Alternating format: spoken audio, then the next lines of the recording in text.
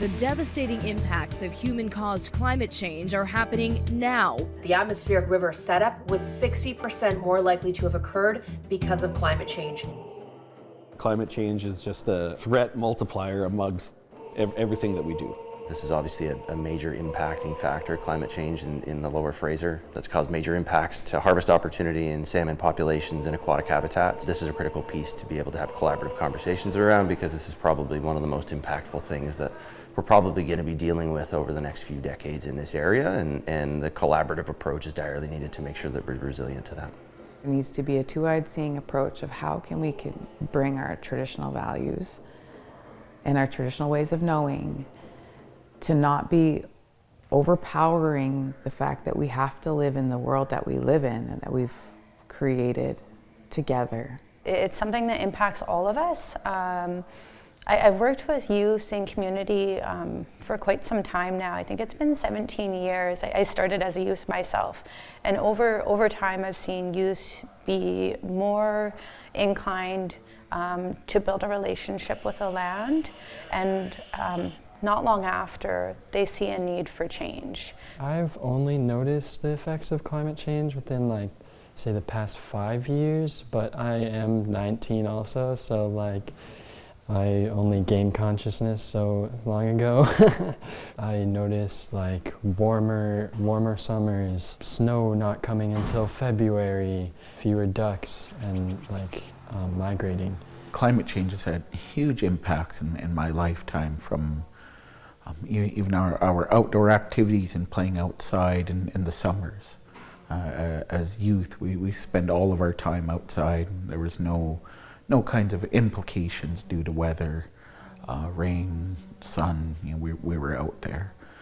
Nowadays, there's times where it's too smoky out, too much pollution out, and we can't be outside. It's getting more serious as the years go by, and it's really important for us to come together and address the issues of how all this is impacting our local way of life. First Nations have a fairly big role to play in impacting climate change.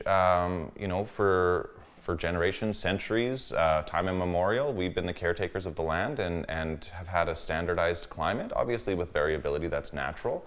And so I think using that model of preserving our natural environment, of working with nature instead of against nature, we can start to work to undo some of the smaller impacts. These impacts, as we understand them, are not just environmental. They strain our governance systems, both hereditary and elected. They strain our emergency response. They impact our infrastructure, and at the end of the day, our community well-being. Some of the largest changes that we've seen is mainly due to the atmospheric river events. And one of the things that we've seen in Chiacton is that the groundwater actually rises.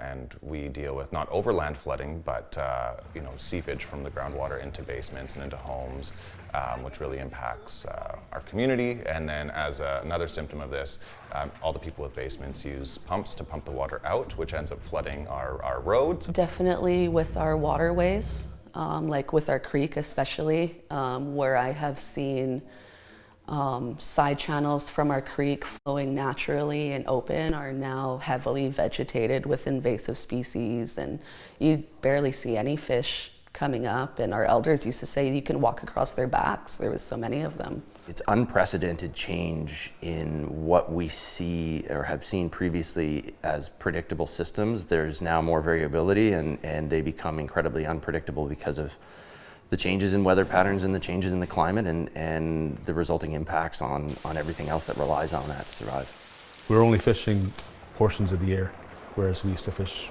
just about any time of the year, every month. And then when we look at our waterways and our watersheds, similarly, if you look at our former lake, the Samathkatsa, literally we only have tributaries left. And the mountains that have all of the aquifer and the water are being mined. So literally around us, from a personal perspective and a Samath perspective, we're trying to manage what's left. I remember being out in summer with my grandparents, wherever we were camping, being able to have a little campfire in this site, and that was fine. But nowadays, there's usually a campfire ban put into effect at the start of summertime because it gets so dry and hot out. That also affects our cultural burnings. Go look outside right now, and we're in the beginning of February, and trees are budding. And it's happening a lot in our community where the trees are starting to grow, and then that cold comes in again, and it kills off the buds, and then they have to regrow again. And if we don't have that water for them to do the work that they need to do, they die out. So we have a lot of trees that are dying in our nation that due from root rot, due from drought, the lack of water. On the food side, I do grow a lot of my own food at home, and so you can see the impacts. Even just blueberries, for example, they get burned really badly when the weather gets too hot, and you see that more frequently now, where berries are being burned, or crops aren't growing as well, things like that used to grow really well here because the temperature was perfect. Now it's shifting and just becoming more extreme, and that's really what the big impacts are, I would say, is the extremities on either side, because we can adapt, but nature and what's around us that doesn't have a house or a roof over its head or air conditioning, they can't adapt as quickly. The personal experiences I have with climate change actually linked to a project that we completed with Suwali First Nation and Chilkoot tribe earlier in the year, and it was on hydrology of the Chilliwack River and within the Chilliwack River watershed, and specific to how that river has changed or is affected by climate, whether it's a factor of flooding or a factor of drought. And we went to a particular place living in that watershed, which was clearly affected by a massive flood back in 2021. The same flood that caused the refilling of Sumas Lake. It also caused a great deal of erosion and impact in the Chilliwack River system. So we were literally standing at a point where a road was cut off by this erosional effect in event. But more significant was what I was speaking to at that time, the loss of a very important cultural site. It's one of those things that the broader population isn't aware of, doesn't have an attachment to those places in the same way at all, even if they're aware of them. And just highlighted the scope of impacts and losses that the community is subject to, above and beyond what's common in the broader public realm. We have a map. There's a bunch of stickers here, so please pay attention to the legend as you put the stickers on the map. There's this colonial legacy that's also a part of it, where the dike was purposely built on the wrong side of the community. Essentially, the community was left out of the dike construction, and as a result are on the wrong side of the dike. And so not only is it an urgent, critical project for our community to get the dike realigned, it's the responsibility of senior levels of government to correct this historical wrong. We're located here on Squaw, so we're impacted by the Sumas flooding on one side, and then the raising of the Fraser River on the other side, and we're smack dab in the middle. And we're trying to figure out how it is that we're going to be able to build in a way that makes sense, understanding that climate change continues to impact, the severity continues to increase year after year. So we're trying to long-term plan so that we can have a place for our family if the land that we own currently will even be there. Like I always say, Suwali means always changing. It's the part of the river that washes away and comes back. It moves back and forth. And it's really important to know that when you can't control water, right? It doesn't care. So yeah, what does that mean now? What we're starting to see is a disruption in our water cycle where valley sides don't hold water anymore. So you get less snowpack, you get more water in standing areas that evaporates and gets into the atmosphere, and that changes weather patterns and And that has major implications to ecosystem function, across the globe, never mind just here. There's systemic changes all over, and bees are probably one of the easiest and most susceptible, just because maybe their flowers don't come out at the same time, or they've come out early and then there's been a frost. What we would expect is a standardized temperature. Now we're seeing extremes, so you might have 2 weeks of 10 degrees, which is the perfect environment for them to go out in. And their flowers that they would normally go to are in bloom, but then we end up with a cold snap that's -5 or something for 2 days. But for insects, that's pretty drastic. It really has an impact on our ways we choose to live versus the ways we are living. What we value, where our morals lie, where our ethics are in regards to economics, and the value of that, because I know that I would value more to be able to turn on the tap and get myself a glass of water instead of grab this bottle of water, which says it's made in Chilliwack with the springs. We have a water issue, and right there, where's our water being sourced? Recognizing the huge burden that communities face, for example, chief and councils, the amount of decisions that they have to make, major, in-depth discussions that they need to have on a wide variety of community issues. And like I say, climate change sort of is a threat multiplier, I guess, for all of those issues. That's kind of how we describe it. Human impact has a lot of impact on the climate impact. And I think that, what we do goes hand in hand with nature.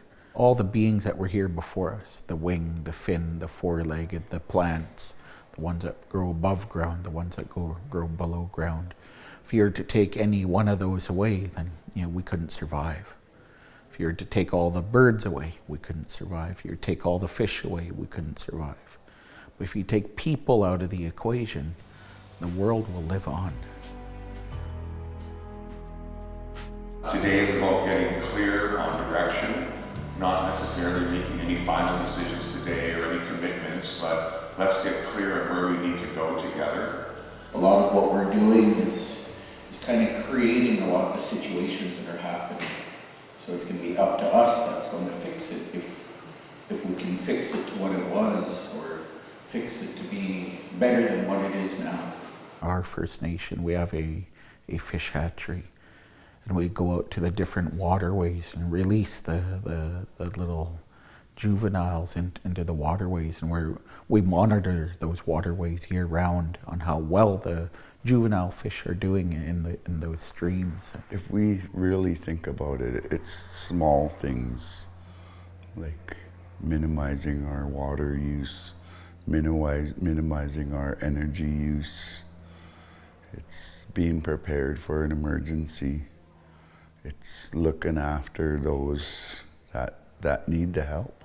No one else is going to do the work. We got to do the work. Like, you sit there and you're like, oh, like the government, or they'll fix it. You just think there's a bigger entity watching over you, but you are the ones that have to go and make that change. We had a lot taken from us, and instead of being victims of it, we need to learn how to utilize it. Let's breathe that life back into our youth.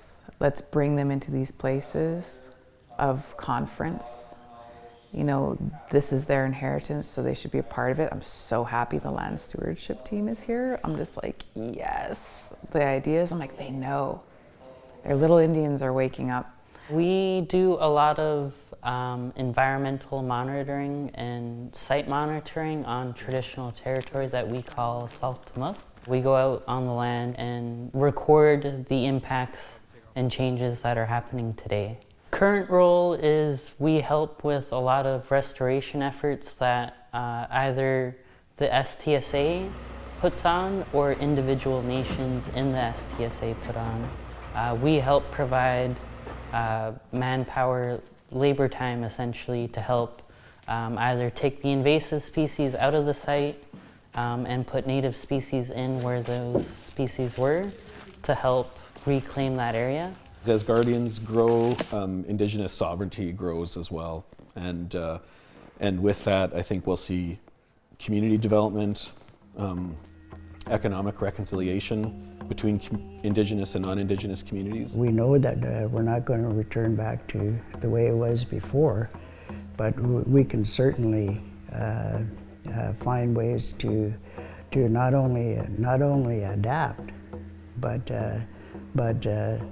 in restoring, we can prevent things that will worsen so that future generations can feel the benefit of our efforts. I'm glad that STSA was able to secure the CF funding, and that branched off to where we are now. And I think that's the outlook of moving together, is working together as fellow First Nations for our future generations, climate, guardians, capacity, the list goes on. Some things that could be really helpful for moving forward are a firm and clear understanding on the processes that are in place that we're all working within, so that response doesn't have unintended consequences of creating new barriers. So continuous training and learning across community, so that everybody, each individual, feels empowered, or like they at least have the information that they can seek out more if they need to respond. But we need to teach the politicians and the rest of Canadian society, British Columbians, that it is in the best interest of everyone to honor Indigenous rights and title.